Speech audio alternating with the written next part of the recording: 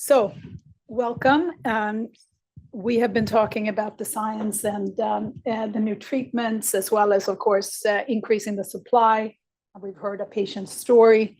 And now we're going to talk about how you see patients in that first period post-transplant. So, Dr. Crew, could you please just introduce yourself briefly and focus on what it is you do primarily at Columbia? Sure. So I'm a transplant nephrologist. I started my training at Columbia in '99 and have been there for about 25 years. And there's Nicole walking through the door. And Dr. Cohen was my leader as I was going through my training. And then I started work at around the same time as Lloyd Ratner came to Columbia, who does a lot of incompatible transplant patients. And so I worked with him a lot on desensitizing patients, treating patients with different problems immunologically, blood type incompatibilities, positive cross-match transplants. And now I direct our transplant fellowship program, and predominantly, I follow around 700 transplant patients in our clinic. So welcome, Dr. Ali. I'd like to ask you the same question. We are focused on the treatment post-transplant and just wanted to understand a little bit about your background and what you do at NYU. Sorry, I missed the beginning of dealing with the patient. So I am the medical director of our kidney transplant program here at NYU. I was actually trained by Dr. Cohen. Dr. Crew sits next to me and right over there, and Dr. Hardy, many of the people in this audience. So, I think for where I sit, most of what we really do is try to get people transplanted as quickly as we can and then have to manage the patient closely along with the organ. Sometimes that is tricky because there are patients who are very easy to transplant and are pretty easy to follow, the living donor transplants and unsensitized patients. But then there are patients who are much harder to match. And some of those patients need clinical trials or sort of innovative ways to get them matched. And that's really a lot of the breadth of what we end up doing. Great, thank you. So could you both describe what happens for a typical patient post-transplant in the first 12 months? I think even within the first 12 months, it's broken down by phases. So you get discharged from the hospital with your new organ on multiple new medications. You might be in pain from your surgery. Your kidney hasn't recovered yet. You have issues with potassium. So about 30% of people in the United States need dialysis for a few sessions. And so the first month, 3 months would be phase one. And then you kind of recover from month 3 to 6. And then month 6 and beyond, people generally become a lot more functional, have less pain. The medication regimen is simplified. The kidney's working better. I think the keys to success in that first period are really related to communicating to your transplant team, getting a handle on the medications, taking them consistently, reliably, and getting the lab work done reliably so that you and your team have a chance of making the adjustments needed to make the kidney work. I'd agree with all that. And I think beyond that, once you have that first 3 months kind of settled, it makes the rest of the time a lot easier. About the 3-month mark, patients are usually able to get back to work. And having the foundation of that schedule and that regimen down in the first 3 months helps them succeed with getting back to introducing new variables into life and into the schedule, like, having a 9-to-5 job or sometimes a 5-to-9 job. And then your medications have to get integrated into that. Your labs have to adjust maybe to the lab that's available on Saturday if you're not able to get to the lab in the morning because of work or transportation. Getting back to taking public transportation around New York City and getting used to, what accommodations you may make to avoid flu season and things like that. So I think that next 3 months kind of is the adjustment to getting back to life, which ultimately is the goal for transplantation. Yeah. I think maybe I would also add, sitting here thinking about it, that having reasonable expectations going into the transplant in those first 3 months helps a lot emotionally. There's a feeling when you're on dialysis, there's so much hope for the transplant, and then you get it, and it's tough at the beginning, right? And so some people feel like, it should be just something magical and you go home and you're great and you're not going to have any issues. It takes a while to get adjusted to the medicine. It takes a while for your transplant team to find the right combination that's going to work for you. And so definitely don't get frustrated. Recovery takes time. And people definitely, they just take off between that 3 and 6 month mark and become completely independent. So that is a question. After the 3 to 6 months, do you normally, how often do you see the patients? And if you don't see the patient anymore, where do they go? So I think each transplant center is different and each patient is different in terms of, Dr. Ali mentioned different immunologic risks. People need to be in clinical trials, desensitize, issues with rejection. But a standard patient, for us at least, would, after 3 months, would get lab work once a month, see us at month 4 and 6, and then begin sharing care with their local nephrologist, who may not be a specialist in transplantation, but certainly understands hypertension, hyperlipidemia, kidney dysfunction, electrolyte abnormalities, things like that, to help partner with the transplant program. Between months 6 and 12, we see our patients at 6, 9, and 12 at Columbia and expect them to see their own nephrologist at least once or twice also during that period. After month 12, the local nephrologist takes over a lot of the care, although we always expect to get the lab work, the lab results with the medications, viral testing, things like that, just to make sure that nothing has changed with the allograft that wasn't noticed before. For us, similar, but for the first 6 months, we have the patients follow within the transplant program. At the 6 month mark, we start to share care back with alternating visits to the primary nephrologist in the community. So roughly visits are every 6 weeks. So 1 visit with us, and then 6 weeks later, the nephrologist, and 6 weeks later, us again. So it's about, a 3 month splay, very similar to what the Columbia team is doing, but just outlines it that way. And at a year, barring any rejection or severe viral infections or severe bacterial infections, really the patient returns to their primary nephrologist with the same communication pathway to us. We try to make sure that the referring nephrologist understands our protocols, knows what to check in terms of labs, and has the cell phone number to at least one of our transplant nephrologists. We have a packet that we send off to the nephrologist as well when we make that contact. So we try to, bridge that care transition. We also, at 6 months, encourage the patients to establish a primary care doctor.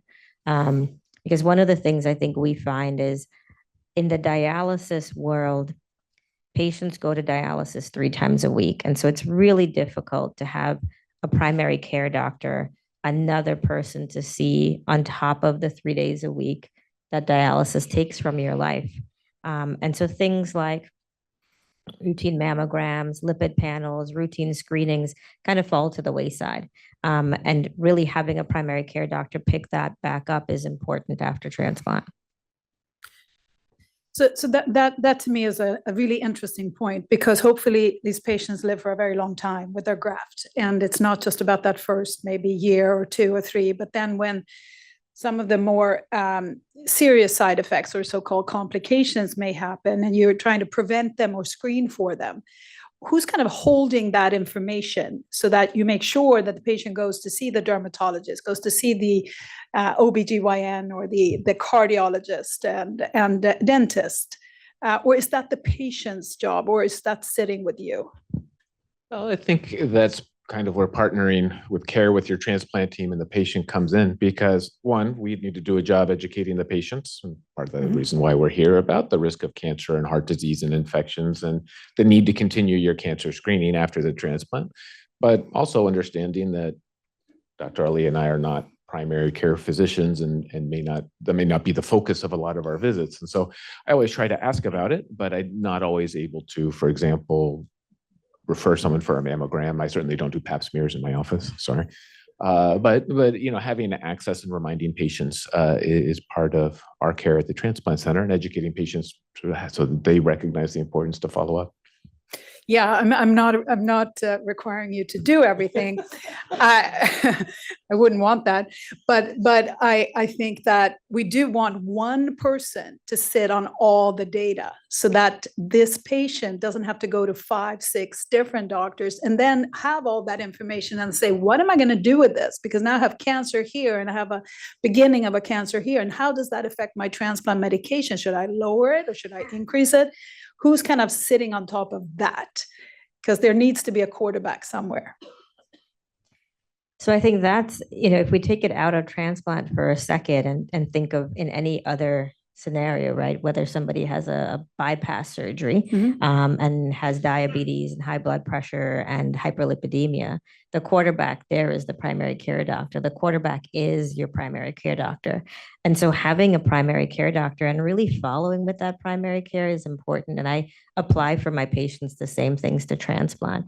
While I think my patients want me to be their primary care, I tell them I'm a really bad primary care doctor because I'm very focused on rejection, BK, cell-free DNA, whatever new cutting edge test there is that I can figure out if there is rejection or isn't rejection. How can I lower your immunosuppression? All the things that are me and transplant.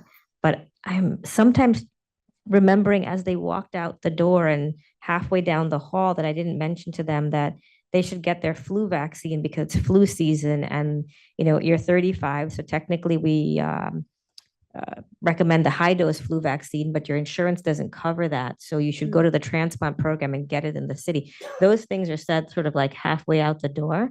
And I'm not really good at it because I'm really good at transplant things. And I'm going to continue to be really good at transplant things. But the primary things, I'm not so good at. And there's only, I think, but so much bandwidth that we all have. And so that's where primary care doctors are doing this for every single patient that walks in their door during flu season. And they remember shingles vaccines and strep and everything that has to, Pneumovax, everything that has to go with their arena. And they're really good at that coordination. I understand it's one more person to go to, and they ultimately reflect back to us to say, hey, what do I do with the immunosuppression? But that's what we want. We want them to tell us, hey, your patient just got diagnosed with bladder cancer. See them and decide what you want to do with the immunosuppression. I've had many patients where I've sent them back to PCPs and their nephrologists, and they've been diagnosed with some kind of malignancy from, oh, you're due for your colonoscopy, and so let's do it. And now they have a stage 1 colon cancer. That colonoscopy wasn't on my radar. So it's really important that everyone has a team of doctors because every part of that team is focused on a piece of them. Yeah, it's very well said. I think that some of the discussion earlier today when we talked about maybe considering alternative endpoints for the success of a kidney transplant patient. I mean, you were not here for that in the morning where we're talking about fast tracking new therapies. If we were to look at the patient's outcomes, not just at 1 year, but 5 to 10 years, all these other considerations might become more important to the transplant center. So then you might also have a so-called super PCP as part of the team. I'm hypothesizing. And I think there are some systems that have that, like you have PCPs that have an interest in transplant or have a bunch of transplant patients. One of the hospitals I worked at, we had a hospitalist who just saw all the transplant patients and he rounded on every patient. And so he had a hospitalist practice and he had an office practice. So he was sort of the primary care for all the transplant patients. But we didn't do 350 kidney transplants a year. So he had that capacity.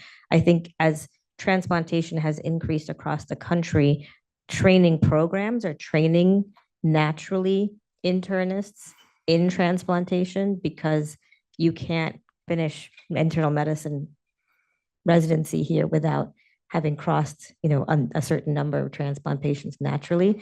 And so I think that will evolve. And I think along with that, though, you have to be able to find that because not all internists, I think, are comfortable doing it and certainly need to be available to the referring physician or the primary care physician And we try to remind our patients to update us with new medication prescriptions or new healthcare problems in case maybe we recognize that there's an interaction with the immunosuppression that the primary care doctor didn't actually pick up. So we've talked about the kind of the normal timeline, and just before we kind of end, I'd like to open it up to our patients. But can you talk about some examples where you might have to bring the patient back and keep them at the hospital or within your center versus sending them back to a PCP or a community nephrologist? Because that is not totally uncommon, right? Yeah, I think my biggest concern, occasionally we'll see patients who come back to the transplant center after 8 or 9 years and their creatinine has gotten progressively worse, or the protein in the urine has gotten progressively worse. And I've had patients said, oh, my doctor told me this was the natural progression of a kidney transplant. We want to see people who have increases in their creatinine. We usually will biopsy someone who has a 30% change. For example, it goes from 1.2 to 1.6. That maybe some other doctors would think is normal. We're finding a lot of those patients have different kinds of rejection or different kinds of glomerular diseases that come back that we now actually have treatment for that we didn't have 15, 20 years ago when maybe some of these nephrologists trained. And so for our patients, we like them to look out for changes in creatinine, changes in proteinuria, and not just assume that it's normal because your doctor said so. Let us know so that if there are changes early, we can detect them, hopefully keep the kidney going for longer. I agree. Rejection is one. Recurrent glomerulonephritis is another. So there's some patients who have glomerulonephritis as their native kidney disease, and they've got varying risks of recurrence. Some of those recur early on, and if you get past the early period, might be okay, and some of them might recur later. So when we transition the patient back to their nephrologist, we try to make sure that the nephrologist knows if this is one to look out for and to send us back when there's protein that wasn't there before or blood that wasn't there before. And then I think the one other is sometimes patients do experience cancers or severe infections from immunosuppression, and that requires adjustment of the immunosuppression around chemotherapy or immunotherapy or Yeah, and it could even be kind of maybe a simple process of aging, for example, like a hip replacement, where you might need to come back to your original nephrologist or transplant nephrologist because you have to be monitored, right? I mean, it's not just maybe the consequences of the medications, but it's age-related as well, where you might need more assistance. Yeah, absolutely. And actually, there's some immunosuppression regimens that can affect wound healing. We don't use sirolimus or everolimus as commonly anymore after kidney transplants as we used to, but certainly before major surgery on either of those medications, people should be advised to reach out to us before they have surgeries. And certainly steroid-containing regimens with osteoporosis, things like that may need to be modified. So what is kind of a piece of advice to our patient group? What are the most important metrics to track first in the first 3 months and then over time? Are there any kind of self-monitoring parameters that you would advise patients to keep track of? In terms of self-monitoring, I would say beyond 3 months, because so much happens in the first 3 months, would be reduction in urine output or new edema in the legs. The fluid retention is sort of universally a sign that something has changed with the kidney. Maybe not universally. Some medications can do it, but definitely signifies a problem. And keep track of your labs and your lab results, whether through an app, through a binder, through MyChart. And when you notice a change in your creatinine number or an unexpectedly low or high level of immunosuppression, make sure your transplant team's aware of it. So you shouldn't be checking your blood pressure at home. You should check your blood pressure every day. Some people don't need. Some people who have excellent blood pressure control without any medications at all don't need to check their blood pressure. People with hypertensive certainly once a week, ideally, if not every day. Okay. And what about you? What do you think patients should track at home? I think the only other thing to look at, which sometimes we don't pay as close attention to in our non-diabetic patients, is their blood sugar. So when you're doing your blood work and it's fasting blood sugar, it's helpful to look at that blood glucose, because if you see it's kind of trickling up, it may be a sign that there is some development of diabetes years down after the transplant. And that's something that can be caught early and modified. That's a great piece of advice. And that's something that is easier to do now with some of the CGMs that are easy to use, like a Libre or something like that. Yeah. Great. Any questions from the audience? Terry.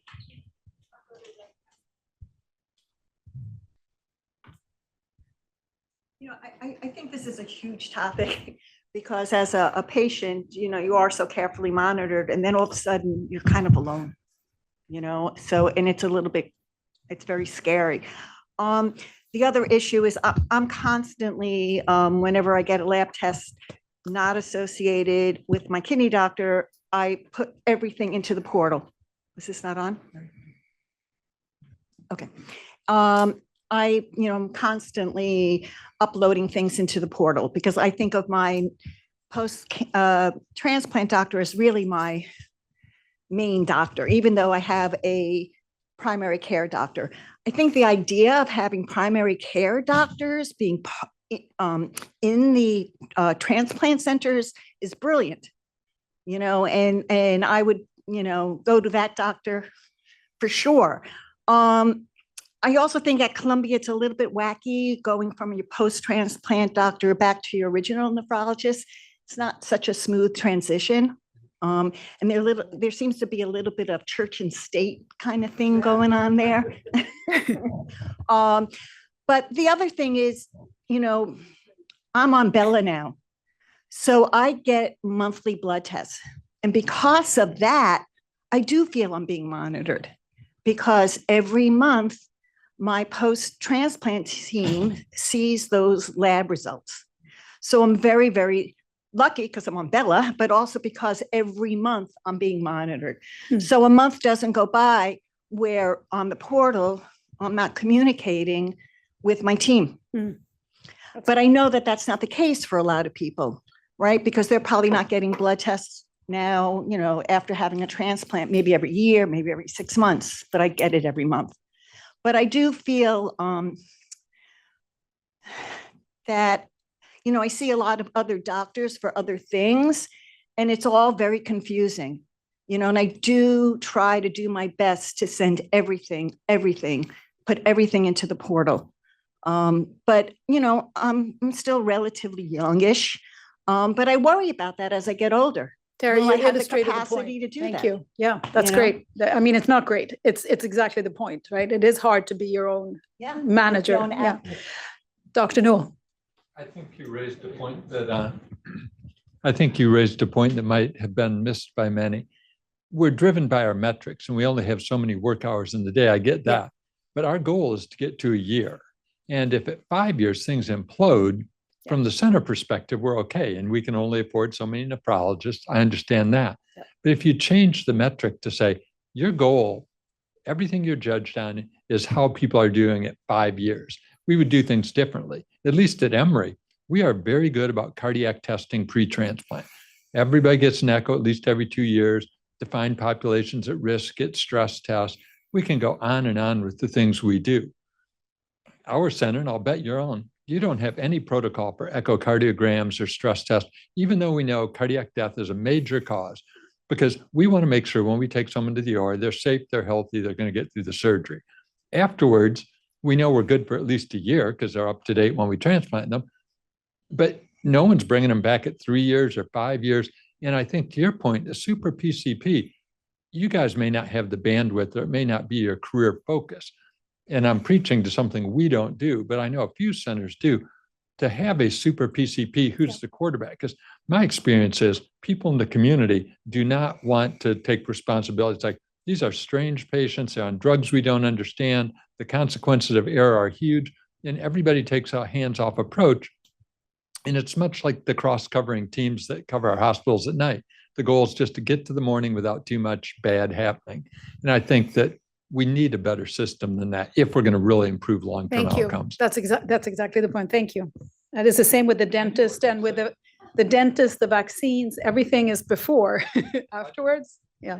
I just didn't want you to have the last word. Thank you. Okay, we got to move to our next panel. Thank you so much, Dr. Crew and Dr. Ali.